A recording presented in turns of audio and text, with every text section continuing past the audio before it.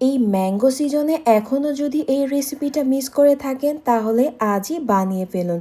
কোনো cream, electric bitter বা বাড়তি ঝামেলা ছাড়া খুব সহজেই ঘরে তৈরি করে দেখাবো টেস্টি, ক্রিমি আর হেলদি ম্যাঙ্গো আইসক্রিম। মাত্র কয়েকটি উপকরণ দিয়ে তৈরি হবে এমন মজার ম্যাঙ্গো আইসক্রিম। পাত্রের মধ্যে দিয়ে দিচ্ছি 1 লিটার লিকুইড দুধ। দুধটাকে আমি জাল করে ঘন করে নেব।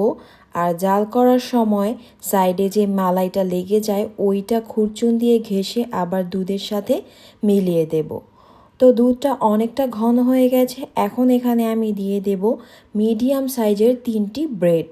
ব্রেড দেওয়ার কারণ হচ্ছে ব্রেডটা আইসক্রিমটাকে ঘন, স্মুথ আর ক্রিমি করতে সাহায্য করবে।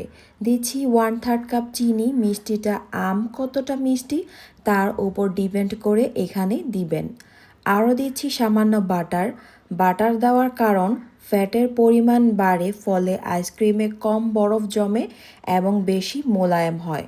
যেহেতু এখানে আমি হুইপ ক্রিম ব্যবহার করিনি, তবে বেশি দেওয়া যাবে না, তাহলে আইসক্রিমের মধ্যে একটা তেলতেলে ভাব চলে আসবে।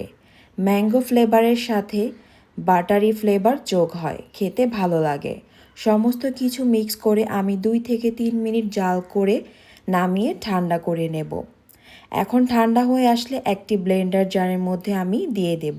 যেহেতু ম্যাঙ্গো আইসক্রিম, ম্যাঙ্গো তো লাগবেই, তো এখানে আমি 1.5 কাপ পরিমাণ ফ্রেশ আম দিয়ে দিচ্ছি। আইসক্রিমটাকে আরও টেস্টি করার জন্য দিয়ে দিচ্ছি 1/4 কাপ গুঁড়া দুধ। এখন সমস্ত কিছু খুব ভালো করে ব্লেন্ড করে নেব। ব্লেন্ড করার পর দেখুন কত ক্রিমি একটা টেক্সচার আসছে। এখন একটি বক্সের মধ্যে ঢেলে নিয়ে ভালোভাবে সেট করে নেব। আর উপরে সামান্য আম কুচি আর কাঠবাদাম কুচি দিয়ে একটু ডেকোরেট করে নেব, তবে এটা অপশনাল। বক্সের ঢাকনা দিয়ে আমি ওভারনাইট ফ্রিজের ডিপে রেখে দেব।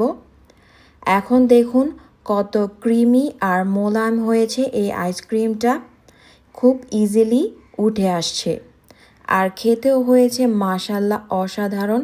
বাসায় একবার বানিয়ে দেখুন, ছোট থেকে বড় সবাই খুব পছন্দ করবে।